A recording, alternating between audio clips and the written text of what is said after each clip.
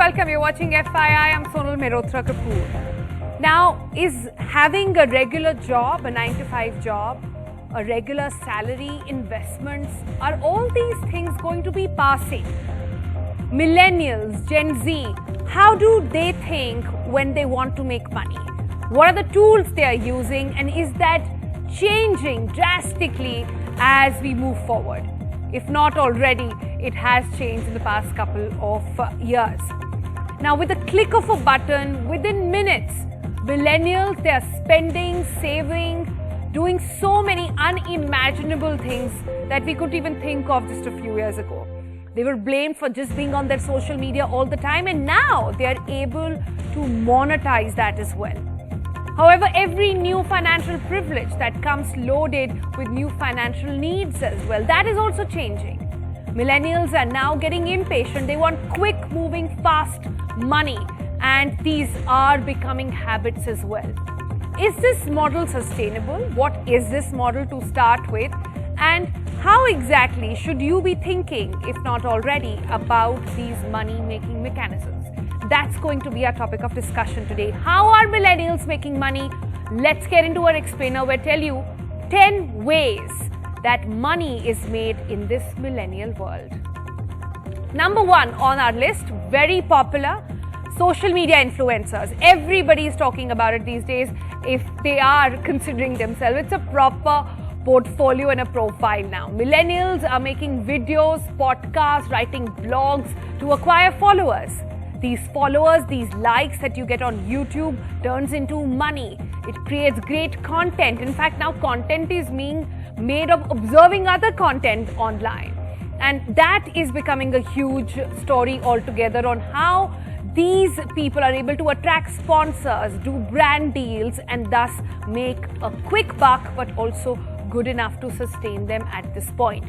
Number two, holding online classes. Well, this is purely a pandemic phenomenon. Millennials are creating, holding classes, sessions, dance, makeup, investment advice, you name it. They're all there on social media, and they take sessions on apps, on websites, personal social media pages as well, and they're getting clients on basis of this.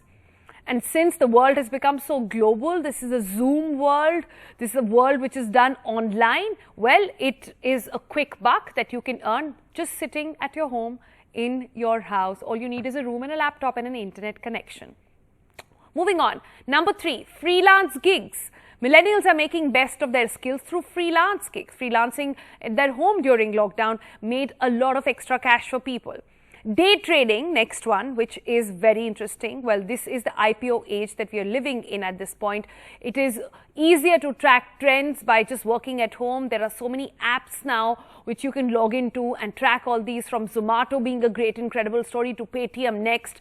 And millennials are looking at the stock market right now as a way of making money. And if not the stock market, the next thing on their mind is cryptocurrency, the money of the future, and how many are saying is something that is going to define our world in the coming few years. Majority of investments in cryptocurrency in India are being made by millennials. It's got easy access on your phone, and it's not just trading in there, it's used as an asset, it's used in so many different forms. We'll look into that during the course of the program as well.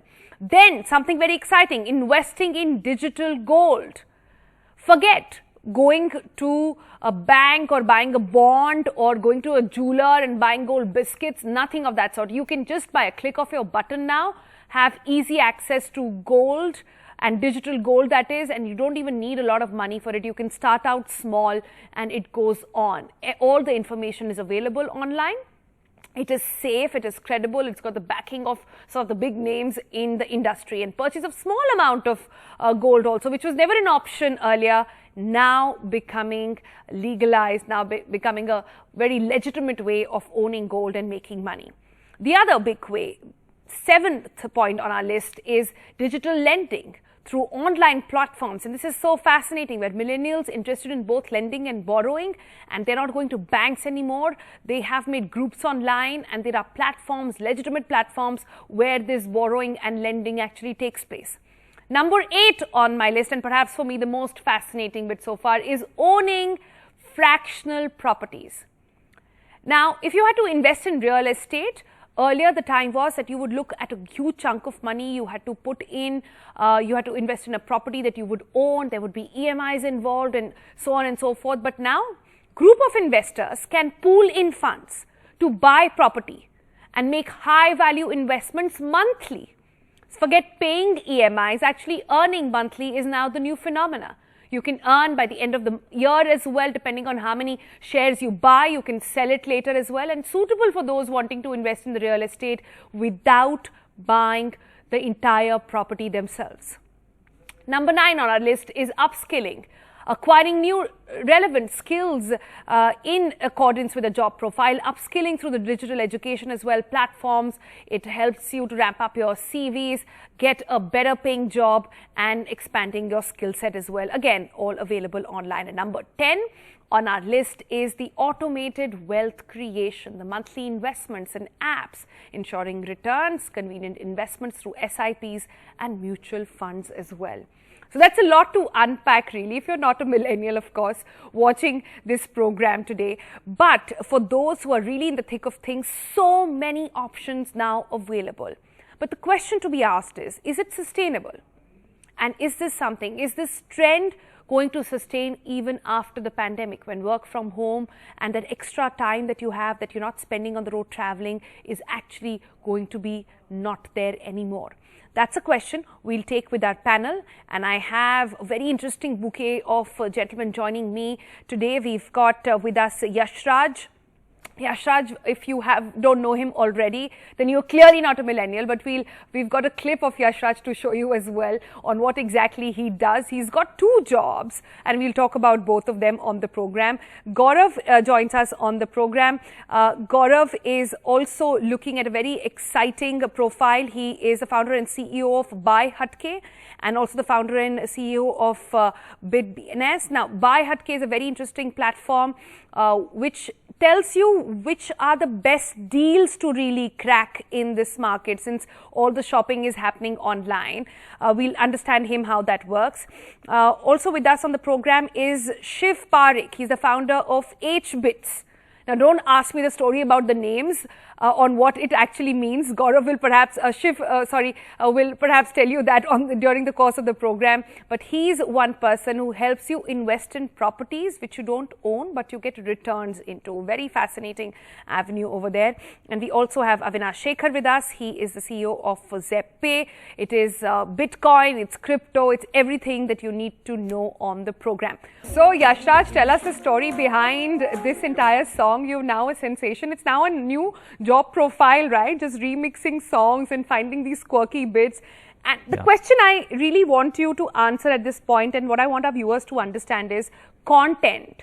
How to monetize it. That's a journey that we are on right now, because content creation is at its peak. Look at the numbers on TikTok, on Instagram. India, perhaps the biggest market for them at this point. So much content coming not just from metros, but from smaller towns as well. In fact, fun fact is that Yashraj actually joins us from Aurangabad, and that's where he's been working all this while. So tell us your story there. Yeah, so I'm based in Aurangabad, and I work from here. And I have always been based in Aurangabad. And initially, when I was starting out, when I didn't have the kind of audience I have now, I used to put out content, and then people used to recognize it on the internet, and that is how I used to get work. So before my videos got viral, I was getting work through social media, and I was able to monetize it in a way. So that was one way. After my videos got viral, I got a certain kind of audience for myself, and then later brands come in. So that is one way. So there is YouTube money, which you get from YouTube on your content creation. And also then the Geo happened after that. So many people started consuming content. So many people also came into consume a lot of content. And that also helped me last year during the lockdown. People were ready to watch a lot of content. So that is how the engagement also increased. And that is how all my other content, which I was putting for several years, also started getting consumed. And that is how brands came in. Right. So as I started engaging with the brands, then they come in and then they pay. So Yashraj is a music producer who started putting out content on social media. It became viral, and now he actually gets into partnerships and he gets clients who want him to produce more content and even to put it out on his page. So he's a brand in itself, apart from doing what he generally also does which is just music production. But Yashraj, talk to me a little bit about how much money is there really to make in this world of influencing. YouTube, for example, how many likes does it take for you to make like a quick 1 month sustainable salary, so to say, if it were? So the YouTube money, if you see, it is people say that it is not very sustainable because it depends on the kind of content you're making. So for example, if there is a creator who just requires his phone to make the content and he has a good number of audience, that he can recover, it's very sustainable. But if you need a crew to make that content, then of course the money you get from YouTube is not enough. So it depends on the kind of content you're making, and there's a lot of misconception in the market also ki if you get 1 like, there's 1 view ke hisab se 1 rupees. It's not true. It depends on the CPM, and there's multiple things involved, and the kind of ads you get on your video, you make money on according to that. So that is one thing. But yes, it is sustainable to a certain point, and if brands come in, then it's great. All right. So that's a story we want to definitely keep in mind. Let me move to Shiv now. Shiv, tell us, how exactly did this entire concept come into being? You were telling me earlier that this started out in the US, and now India is becoming a huge market for owning properties in a fractional way. Tell us, how does it exactly work? Yeah, Sonal, firstly, thanks for having me on. I think democratization, or the ability for multiple people to own a property, that's something that is picking up globally, and it's come to India now. The way it works is that we list a property on our platform. Generally, these properties are grade A commercial properties with grade A tenants. Tenant could be like an ICICI Bank or a Deloitte with long-term contracts. And as a part owner, you get 8 to 9% rental yield. So like you said earlier, you get your payouts on a monthly basis. And along with that, whenever you sell your share, you get the appreciated value of the property as well. So totally, you could make about 15% returns. And the best part of this is that the whole process of ownership is completely digital. So you could be sitting on your laptop anywhere in the world and make this investment. You can have a video walkthrough, photos of the property. The detailed due diligence can be done completely online. The actual transaction process through digital signatures and e-payments. And then in the same way that you track your stock portfolio online, you can track your real estate portfolio online. Nice. So it's a completely digital way of investing in commercial properties.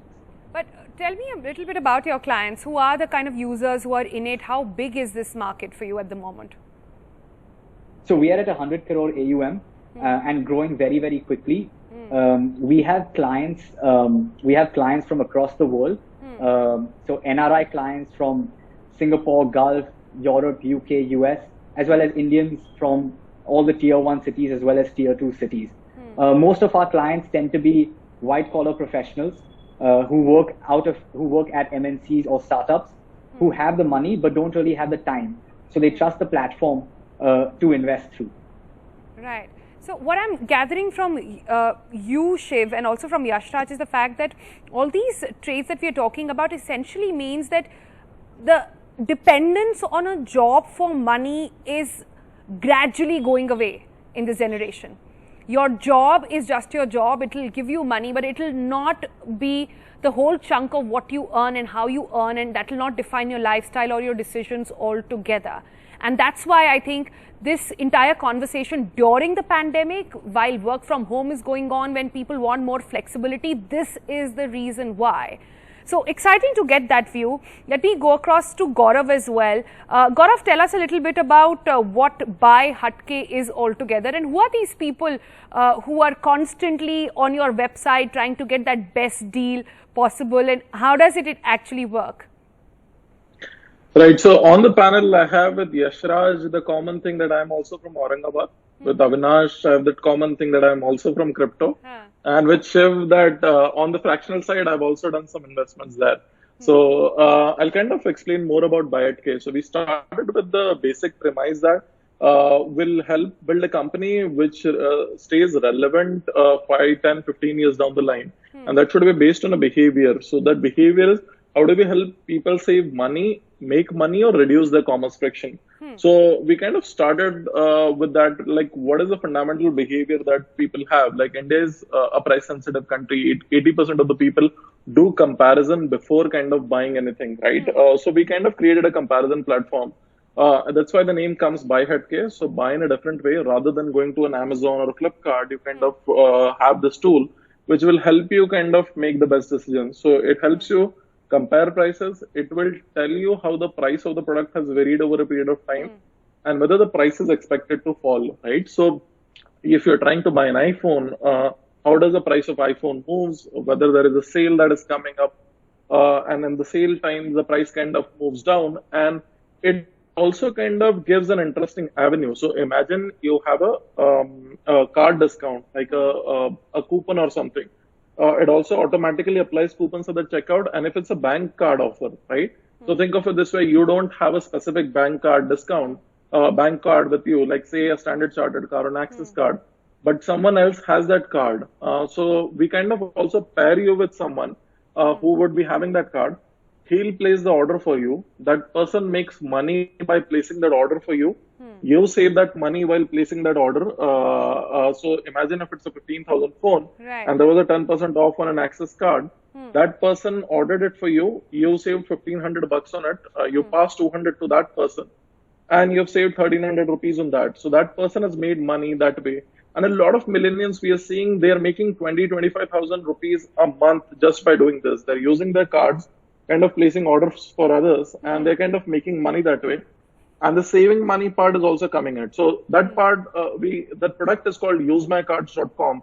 So Buy-Headcase, it's from Buy-Headcase itself. And we kind of see a lot of interesting behavior that is out there from users that way. So many opportunities and so fascinating to hear this. Let me also go to Avinash now. Avinash, amongst everybody that we've heard, perhaps this is the bit we understand the most. This is crypto. This is something that at least our education and our evolution towards has built up over the past couple of years as well. But my question with crypto often is that right now there's a good phase going on. It also comes at a very exciting time. Just today, a couple of hours ago, we've heard the Prime Minister talk about the digital currency.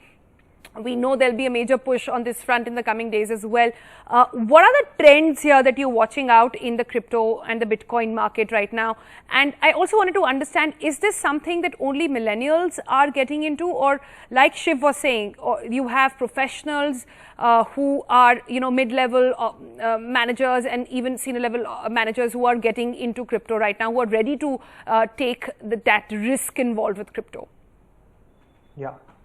So, first of all, Bitcoin started like approximately 10 years back. Okay, when it started, only tech people, only people who used to know software, they started investing in that.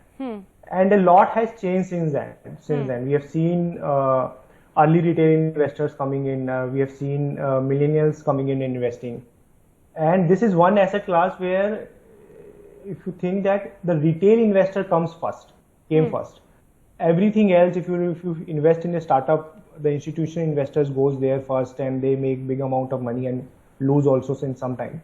But this is one asset class where the retail investor, millennials, professionals came first. They bought into the technology, they believe in the technology. And the institutions are coming now. Institutions are coming now, countries are coming now, recognizing Bitcoin. So it's a totally reverse kind of development or which has happened. A trend that you are seeing. Yes, the trend. Avinash, just hold that thought. Let me just quickly slip into a break. When I come back, we'll ponder more over how exactly, and I just want our panels also in the meanwhile to think about how millennials are taking these decisions, what's driving them, and is it going to continue? Like I said, that's coming up on the other side. Stay tuned.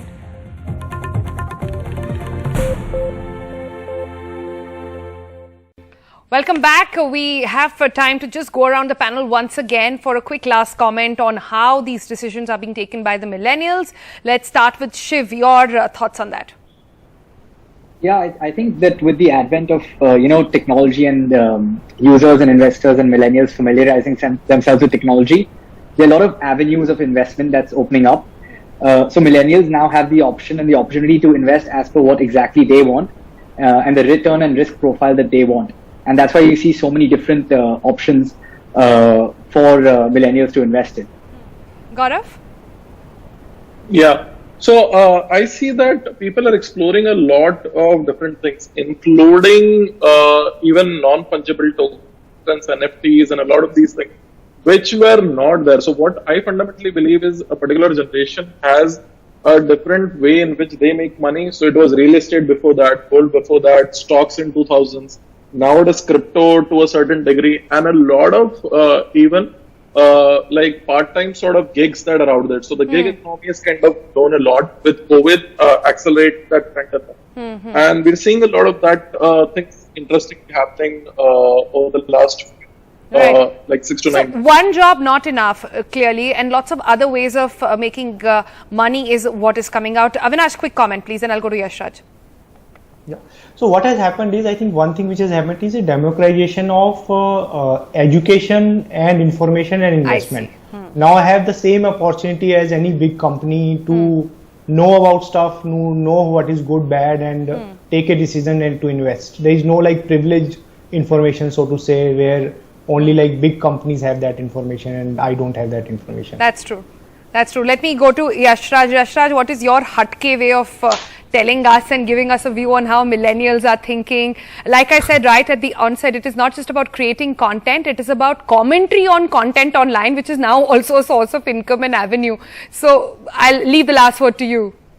It's totally great. It's totally great. And as an artist, it's also given me a lot of power and courage to experiment with new kind of content, because I'm good with the money part of it. I can monetize whatever I have, and it gives me a certain kind of courage to experiment and make new things and make an audience for myself. So I think it's great. And imagine making a song out of dialogues and then making money out of it. It's really great. It is, and now partnering with companies like Pepsi, etc. So well done you. I'm sure you're giving like these ideas, and to the entire panel really, for giving so many ideas to young people out there thinking, what is the next big thing to really put their money on. Thanks so much for joining us on FYI. It's been a fascinating episode. Write to us with your feedback, and if there's anything else you want us to talk about and raise on the program, we'll be very happy to do so. Bye for now.